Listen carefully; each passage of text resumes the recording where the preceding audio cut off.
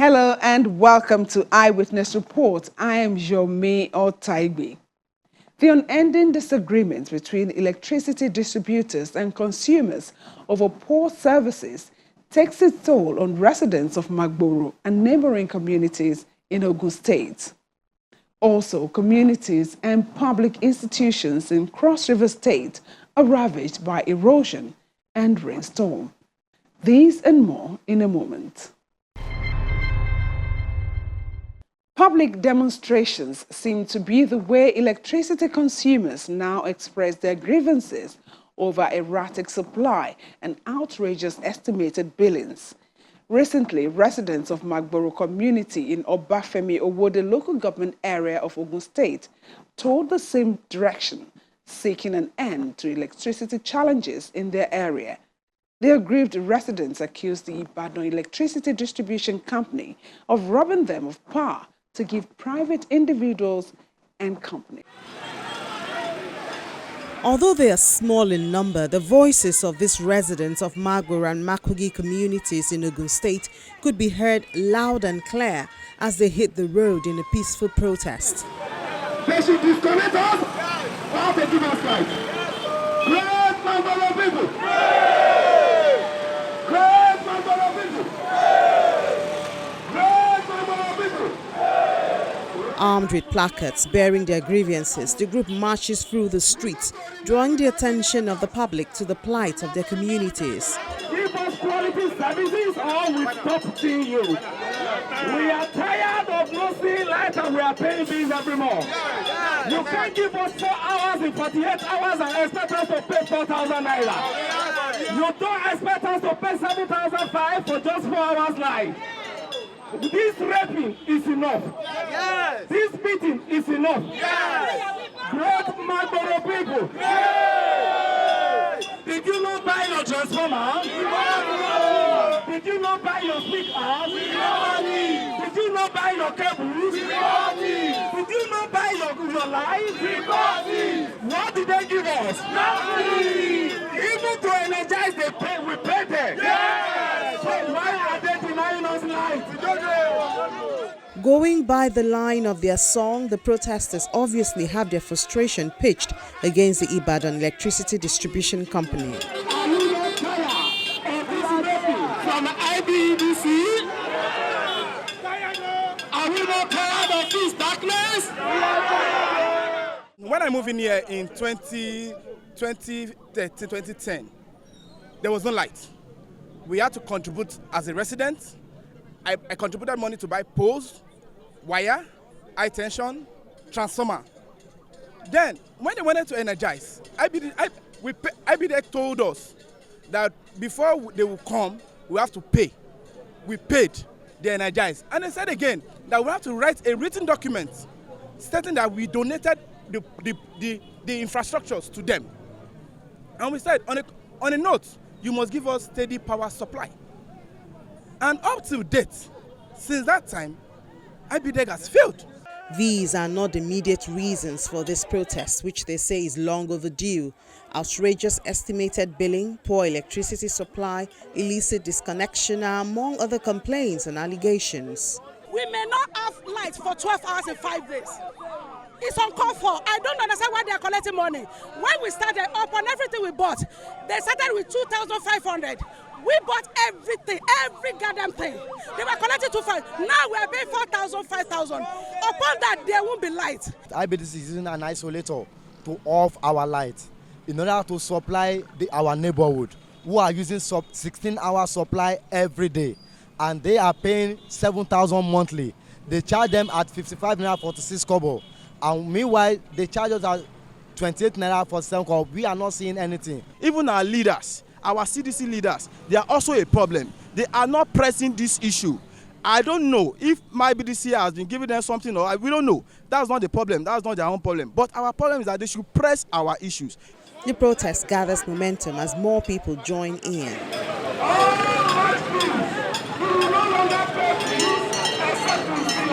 It was an opportunity for everyone, young and old, from the roadside trader to the artisan, the passerby, motorist, to vent their frustration in any form they want.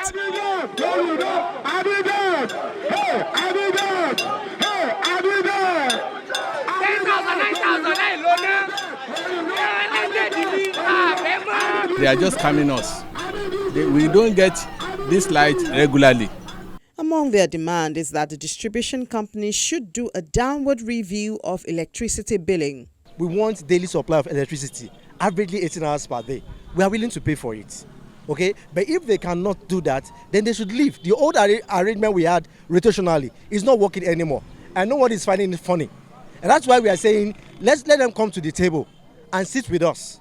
Let them listen to our grievances. If they can comply with what we want, we would continue to patronize their services. But if they cannot comply with what we want, they should leave. Let another distribution company come in and do what we want. It's as simple as that.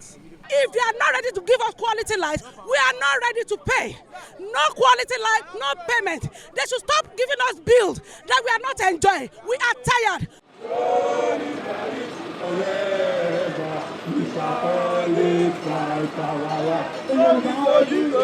This is certainly beyond the local service center of the electricity distribution company. Staff reportedly left the office premises on citing the protesters.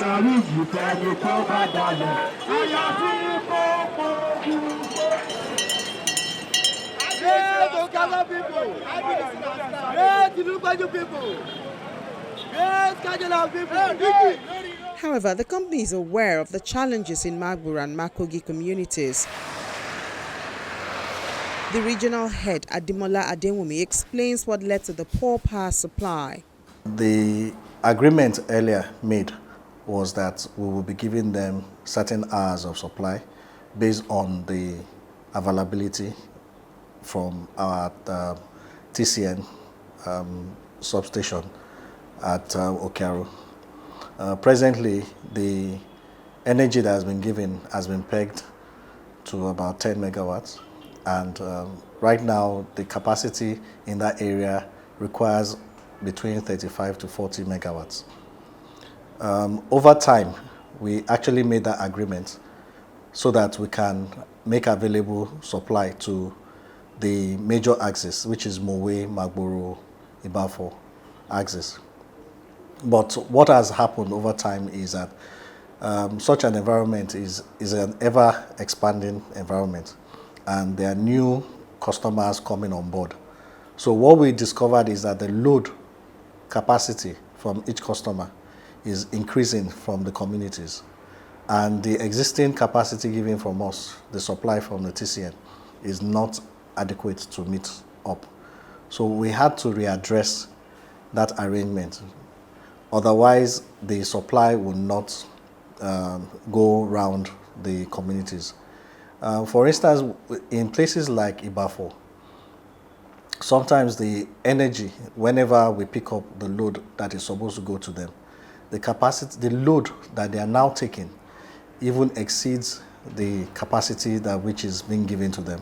And that's why their line trips and does not meet up. And that's why you see the 1 or 2 days off, which ordinarily should actually be every day, but just the hours limited. What we have done presently is that we're beginning to see investments coming up from the management, radiating a new feeder from the Kobakwe TCN to at least alleviate some of the challenges of power supply from the Okearu TCN injection substation. The project is already ongoing, and we believe that with time, that problem of supply will be reduced. Mr. Deomi also addresses the issue of exorbitant electricity bills.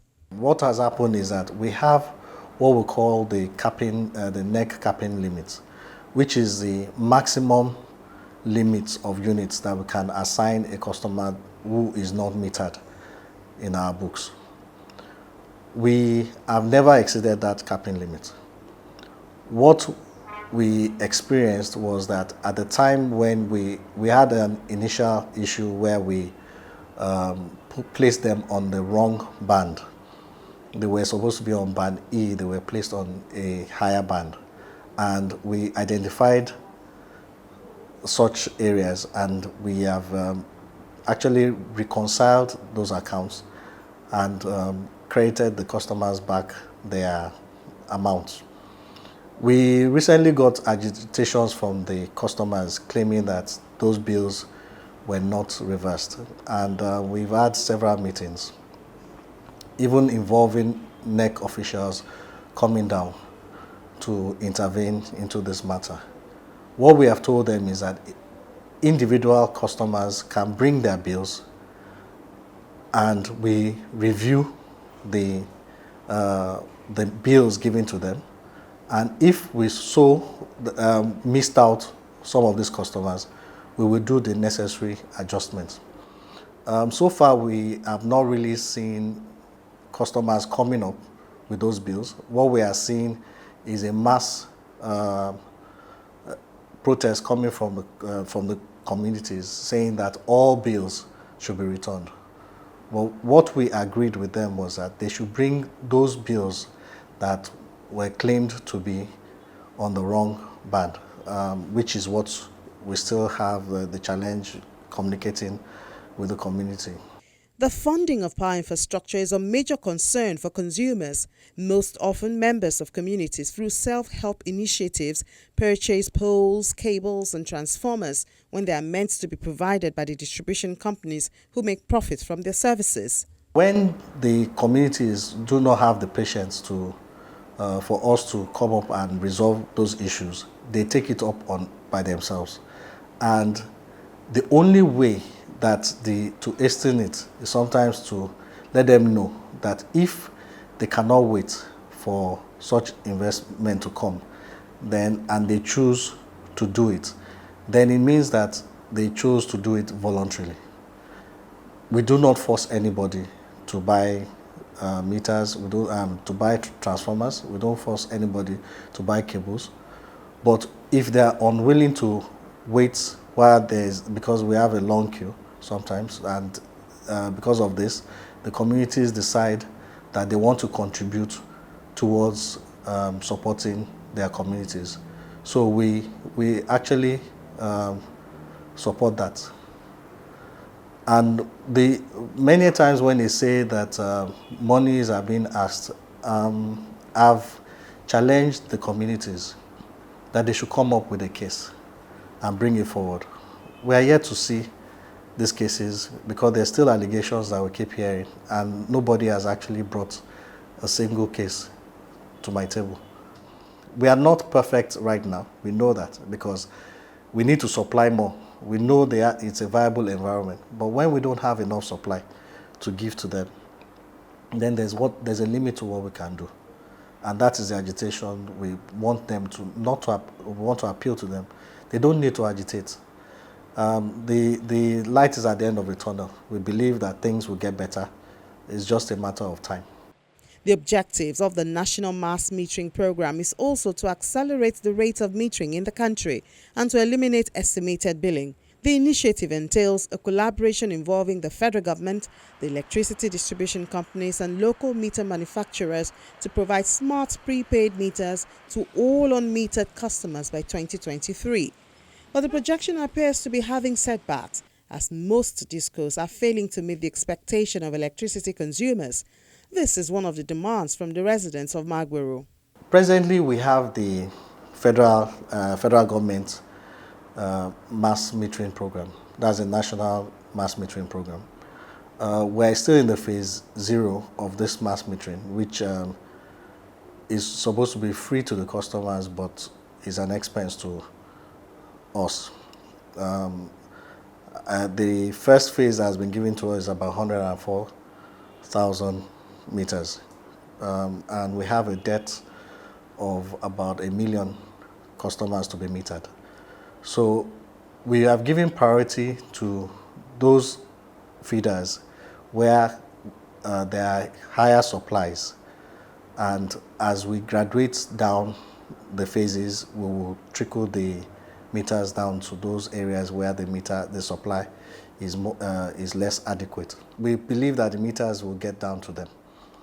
But for now, we just want to appeal that we need to work as, we need to collaborate as partners, which we have said many times, to ensure that we are fair to them and they are also fair to us.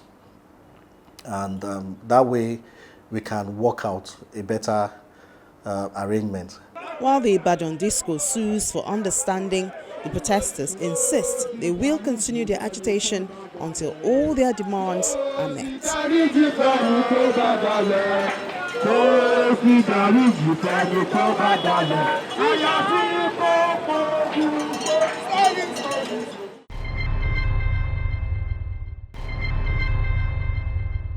Welcome back. From Ogun State, we shift our attention to Cross River State.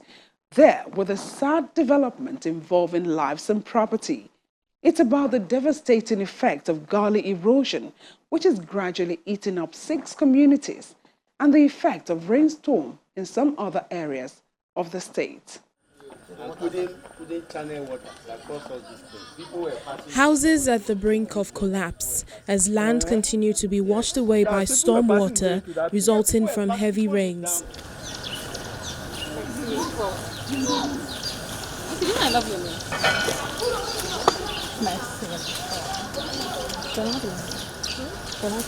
Gullies have become common sights in 3 communities in Calabar municipality, as well as 3 communities in Calabar South and Ogoja local government areas.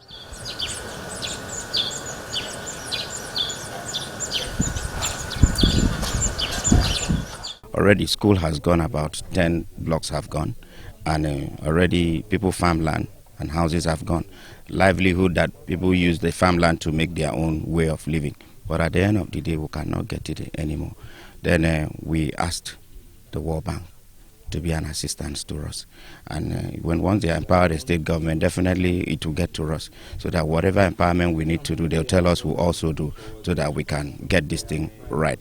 Unfortunately, they did a road across this road and could not construct gutters on it. That has caused water, the whole volume of water, the other way here, to come this way and destroy this. Started eating from there. You can see people's houses all over, gone. Self-help efforts by individuals and groups to hold back their land from being eroded sometimes fail to stand the test of large waters.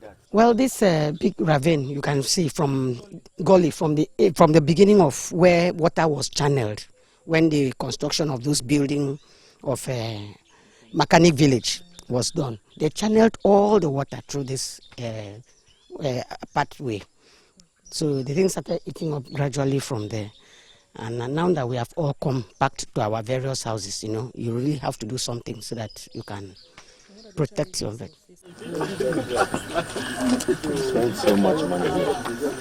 It's a challenge they have lived with for long. Some years back when I built the house, the whole place was free. But at least I did a gutter from my back here down. People were passing here. At least I could drive my car and see, keep it here, do what I do, come out. This was a passage for those who live down there. If you watch, you see people living around. I buried over 32 lorry loads of hardcore just to hold my house from falling.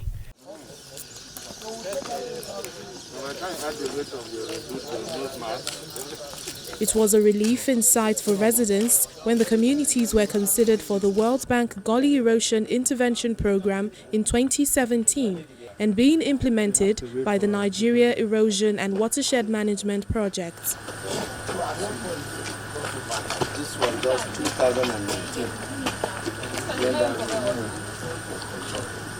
Their hope was, however, dashed in January 2021, following rumors that funds for the project have been withdrawn.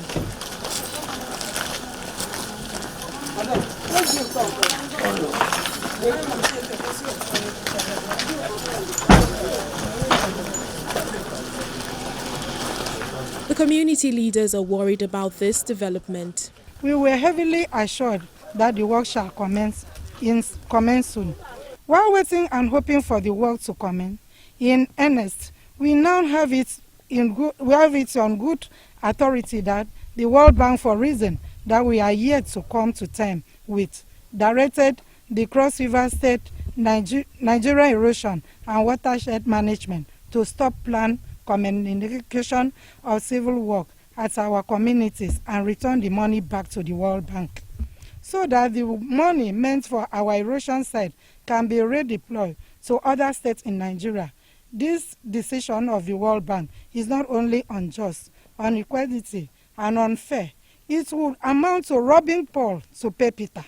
Considering the very devastating state of our erosion sites, which require urgent intervention. In a swift reaction, the Senior Special Assistant to the Cross River State Governor on Nigeria Erosion and Watershed Management Project denies that the agency received any letter from the World Bank to return the money meant for the erosion control project. They are not pulling out.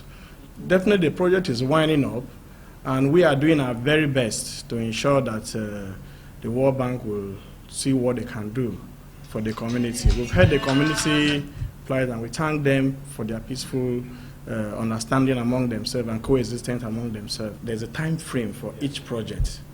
There's a duration for each project. You can't say a project of such magnitude would be a stipulated time of 2 to 3 months. It has to be a long period. So even if the new map is winding up, Cross River State government, with our digital governor in Cross River State, Senator Professor Ben Ayade, those projects will be given proper attention and will ensure that those projects are executed through our relationship with World Bank. About 200 houses have been submerged in flood and ravaged by erosion in the affected communities.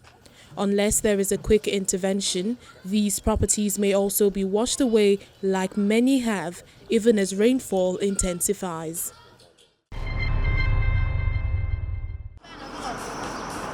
In the wake of the rainstorm that lasted 4 hours, calm returns to the streets of Calabar as residents clean up spaces littered with debris.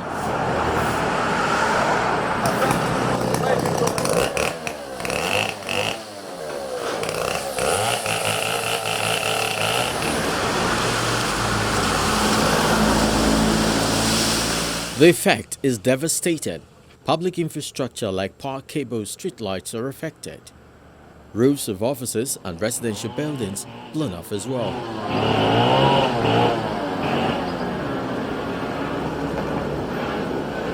The General Hospital on Mary Slessor Street is not spared.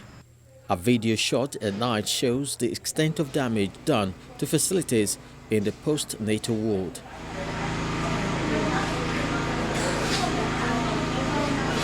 Patients in the ward are worried as most newborn babies are forced to endure harsh conditions occasioned by the storm.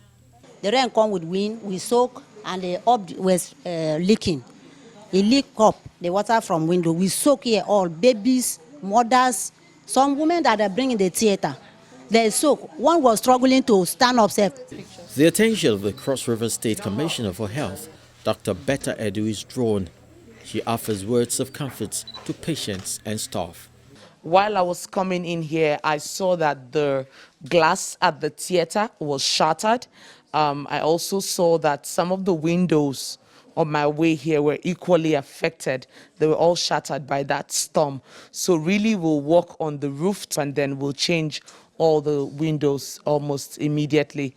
For us, the priority is the patient, their comfort, the quality of care which they receive, and the confidence that they have in the health system to deliver quality health care to them. That's what we really need to work on. The University of Calabar is also caught in the web of the storm.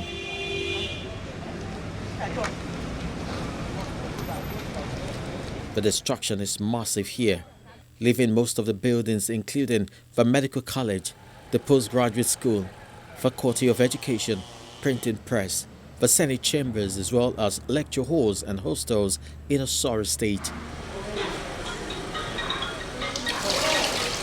Most of us had to sleep on the floor because of that, and because of that we don't have electricity supply. The Vice-Chancellor takes a tour of affected areas, shocked at what she sees. I've just gone around our printing press.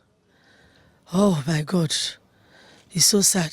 We've just invested so much in the printing press. In fact, I would say here that the bank had to give the printing press because we want to make it a commercial venture, some loan to fix that, and most of the equipment are destroyed. Just here is the new medical college building. In fact, the part that is destroyed there was just handed over. In fact, it has not even been handed over.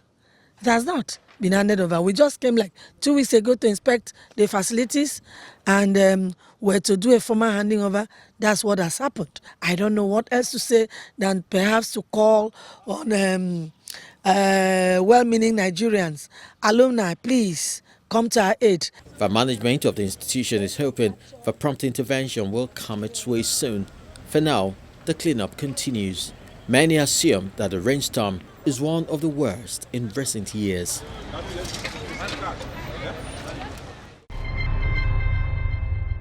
That's where we draw the curtain on this week's edition of Eyewitness Report. Thanks for watching. See you same time next week. I am Yomi Otaigbe.